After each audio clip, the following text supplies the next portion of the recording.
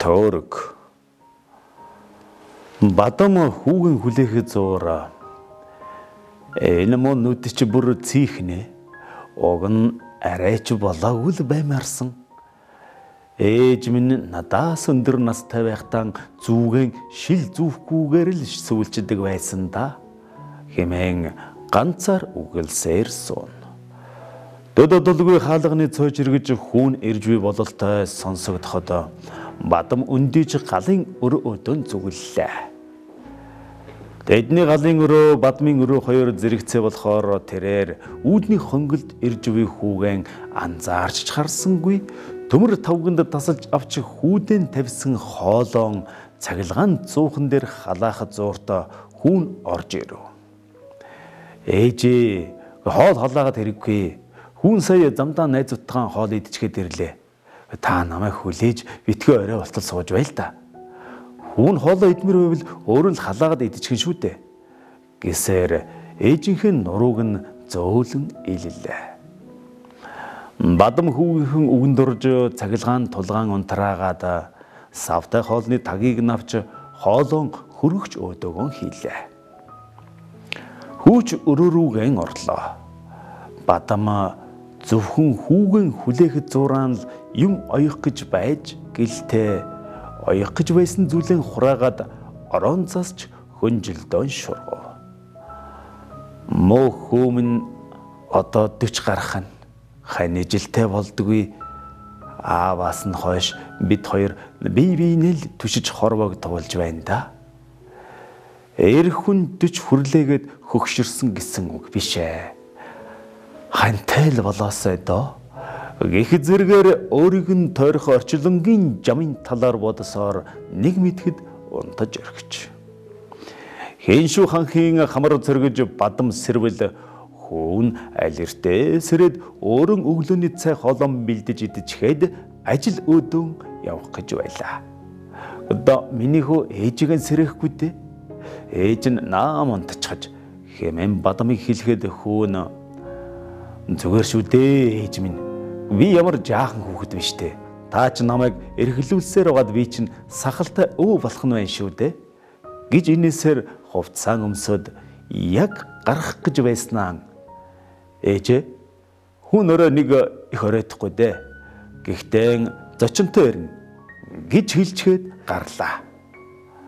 Энэ нь бадамд миний ээж орой сайхан хоол хийж байгаарай гэсэн үг шиг санагдлаа.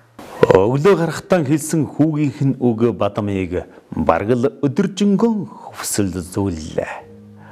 Өмнө хизээч ингэж байгаагүй болохоор хүүн нэг бүсгүй дагуулад юугүй л ороод ирэх гэж байгаа юм шиг мэдрэмж төрж гэрэн цэвэрлэж гараан гарган байж сайхан цай чанаж догоон дээрэн хоол уйлээ.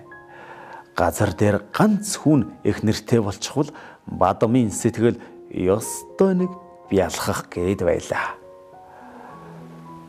Гэртэн орж ирээгүй байхад нь шууд ихнэр болох нэ. Би чинь их л яарч байгаа юм байна да. Яарахгүй гээд яахч билээ.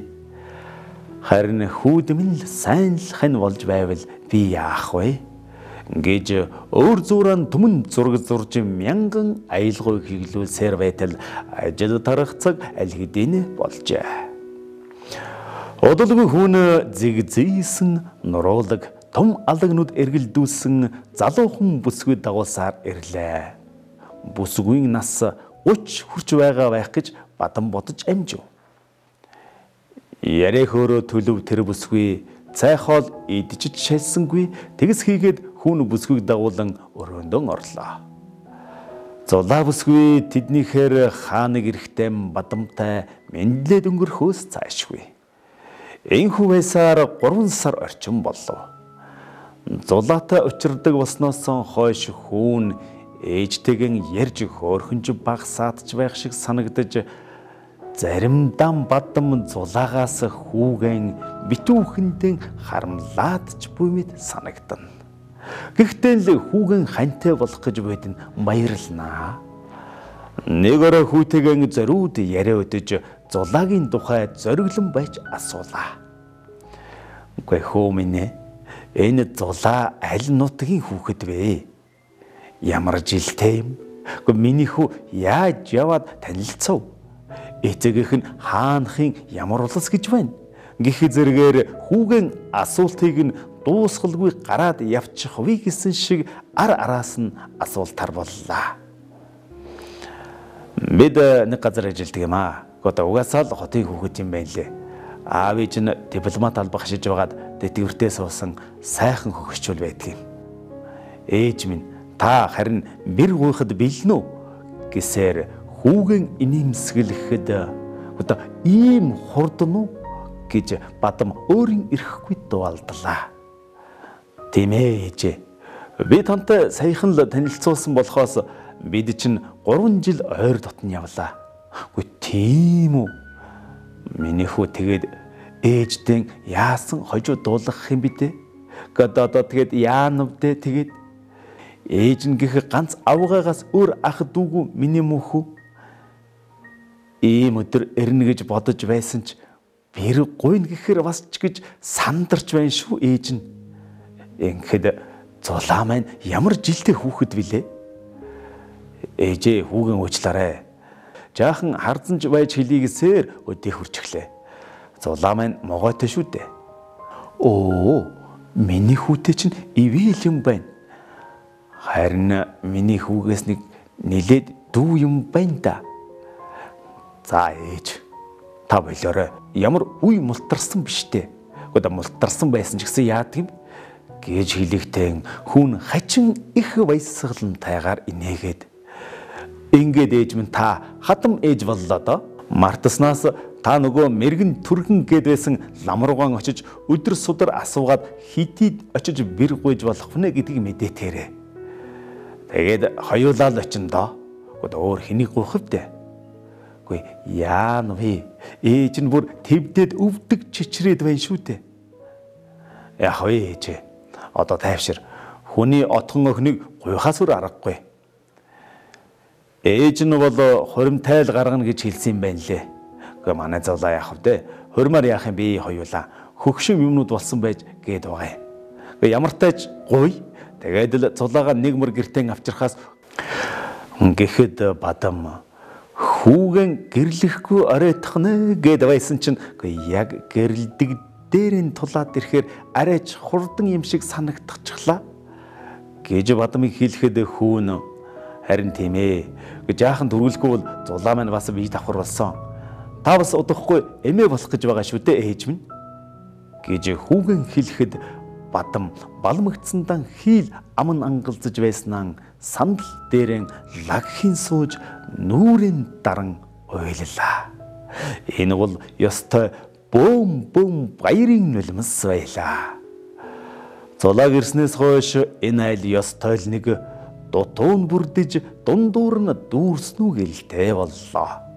Нэг өглөө зулаа усанд орчхоод нэмгэн пансан өмсгөлтэй гарч ирээд Бадамд хандан ээжээ та усанд орооч ойрд халуун усгүй байсан чинь бараг л өтөх шахаж гэснээр би ямраад нэг их сайхан болчихлоо. Би баа нугаачихсан. Та усанд ороор гэд эргэхт нь түүний зүүн далан дээр тусал мэт цуварсан 3000 харагдлаа. Бадам үгүй байлгүй дээ хэмээн өөрийн ирэхгүй дуалдахад зулаа та юм хэлв? Гэсээр эрэхтэн Бадам оо ээж нь энэ үзэж байгаа кинонд бүр орох нэ гэж хэлээд буудан дээрэн лагхийн суулаа. Зулаач өрөөрүгэн яв. Яг саяын тусал шиг цувраа 3000-тэй ижил бас л 3000 зулаагийн зүүн чихний гидэснийг харалдаа яг ард нь байсныг анхаарад Бадам бас дотроо ийн дуу алдсансан. Гэсэн ч үгүй байлгүй дээ гэж сэтгэлдэн хэлээд өөрөөсөө ч нуусаар 33 жил үдсэн хардарсан бодлоо дахин сэрэхийг хүсээгүй. Гэтэл тэр өдөр үннээс нуугдах аргагүй хэмээн хэлэх ээжийнхээ дууг сонсох шиг. Одоогоос олон жилийн өмнө Бадам хүсээгүй хүнээсээ охин өртөөж төрүүлсэн ч 5 хоногтой түүнийг гудамд орхисон юм. Залуу насны минь алдаа байсан хэмээн тэр өөрийгөө зөвтгөж хэдэн жил орчлонд орь ганцаар мэдгүйж яваад хүүгийнхээ аавтай танилцж ханилсан юм. Сургуульд ороход өгсөн жаахан хүүтэй гэдгэн нөхөр нь Бадамд нуулгүй хэлж ээжээс нь албан ёсоор гуйж авсан нөхөртөө Бадам үр хүүхэд төрүүлж өгч чадсангүй. Хаа нэг гэртээ очиход нь ээж нь хөөхөн охин хүүхдээ хээр хайсны чинь л хор байх та. Үүлийн үргэж нэг юм байдгийм та. Ээждээ авчраад өгсөн бол ээж нь өсгөөдөл хүн хийгээд өгөн шүү дээ. Гэхэд энэ Бадам за та дуугуул байгаарай. Миний амьдралаар л тоглох гээгүй юм бол гэд ээжийнхэн дуг тас хориход нь ээж нь үннээс нуугдах аргагүй дээ гэсээр толгой сэгсэрдэг байсансан. Хантайгаан 20 шахам жил амьдрахад тэднийх бүл нэмсэнгүй. Ээжийнх нь хэлсэн үг Бадамд бодогдохгүй байсан гэвэл худлаа.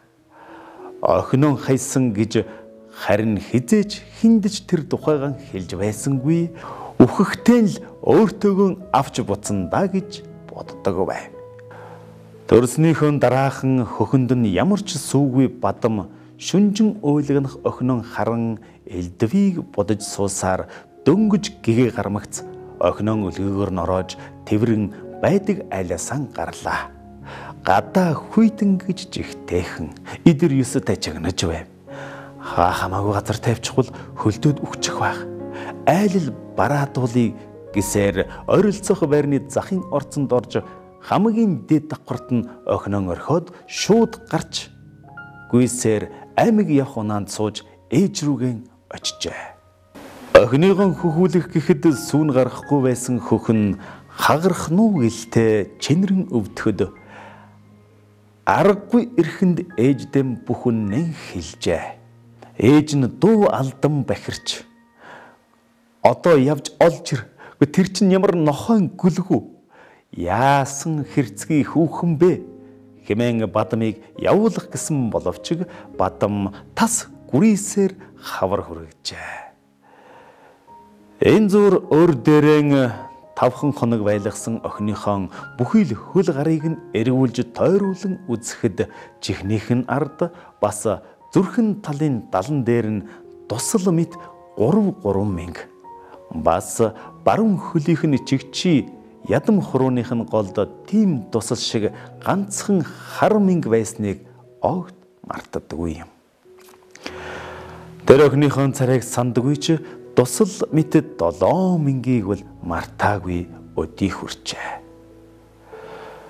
Тэр жил хээр орхисон охин нь мөн бол гэсэн нэгэн бодлын баяр нөгөө бодлын түгшүүр Бадамыг ороосоор Бадам гихтэн охин нь мөн үү биш үү гэдгийг баталахыг хүсч байлаа.